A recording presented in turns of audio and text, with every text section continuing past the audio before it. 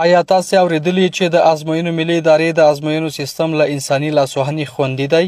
هو، حتما به مو اورېدلی وي، خو راځئ چې نن یې درباندې عملي وګورو چې په دغه سیستم کې څنګه د یو ګډونوال آی ډي کارت، پوښتنو کتابچه، حاضري او د ځوابونو ورقه چاپ او د کوم سیستم له لارې سمو ځوابونو ته نمرې ورکول کیږي چې د انساني دخالت څخه بشپړ خوندي دی.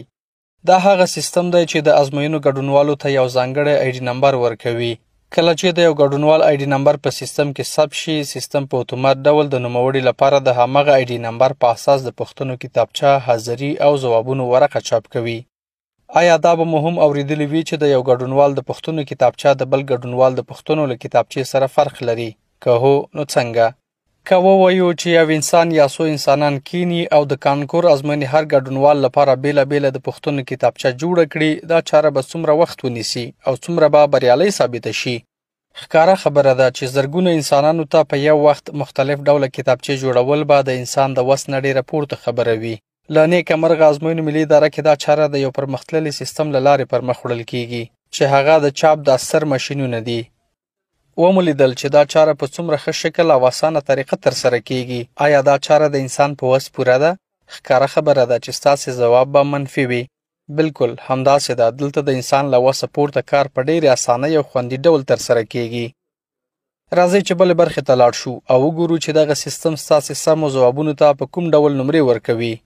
کله چې ازموینه بشپړه شوه، ستاسې د پوښتنو کتابچې، آی ډي کارتونه، حاضري او د ځوابونو پاڼې ازموینو ملي ادارې ته په خورا خوندي شکل سره راوړل کیږي. په دې مرحله کې ستاسې د پوښتنو کتابچې، آی ډي کارت او حاضري په محفوظ ځای کې ساتل کیږي. لکه څنګه چې په یو وخت کې زرګونه ګډونوالو ته د مختلفو پوښتنپاڼو جوړول د انسان د وس خبره نه ده، نو همداشان د زرګونه ګډونوالو ځوابپاڼو ته د نمرو ورکول هم د انسانانو په لاس له ستونزو ډک او له ځنډ او خنډ به خالي نه وي. نو دا چاره به څنګه ترسره کیږي؟ ازموینو ملي اداره د سیمې په کچه یو پیاوړی سیستم لري چې د دغه سیستم له لارې په ډېره چټکۍ سره په داسې حال کې نمرې ورکوي چې د انسان لاسوهنه پکې امکان نه لري. دا هغه ماشین دی چې د ګډونوالو د ځوابونو پاڼې لولي، په کوم اساس او څومره سرعت سره یې لولي. دا ډېره عجیبه ده، ستاسې ذهن به یې ونه مني، خو دا ماشین په یوه دقیقه کې له 150 څخه زیاتې ځوابپاڼې لولي او د ځوابپاڼو ټول معلومات سیستم ته ورکوي.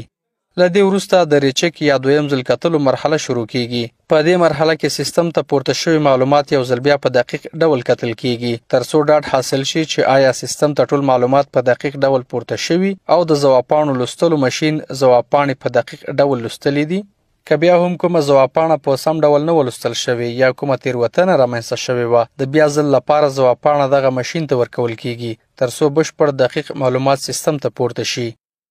ومو لیدل چې سیستم څومره په اسانۍ سره د یوې ازموینې ټولې چارې په پوره دقت، سرعت او منظم ډول سره ترسره کړي. راځئ چې د سیستم د دقت او سرعت په اړه درته لږ معلومات درکړم. دغه سیستم د پیاوړو ماشینونو درلودونکی دی. کولی شي چې د 100,000 نه د زیاتو ګډونوالو نتیجې له یوې اونۍ څخه په لږه موده کې په ډېر دقیق ډول چې د یوه ګډونوال نتیجه د بل ګډونوال د نتیجې سره یو شان نه وي چمتو کړي. اوس د دې وخت را رسېدلی چې وګورو سیستم په کوم ډول یو ګډونوال ته نمرې ورکوي او پایلې چمتو کوي.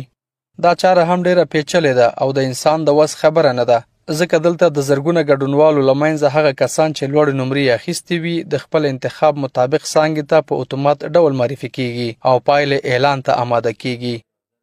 تر دې ځایه ټولې چارې د یو پیاوړي سیستم له لوري پر مخ وړل کیږي او ومو لیدل چې د انساني لاسوهنې څخه خوندي دي. دلته سیستم موږ ته یوازې په یو فایل کې نتیجه په لاس راکوي چې موږ یې صرف د ګډونوالو د خبراوي په موخه د نشر او خپرېدو صلاحیت په غاړه لرو.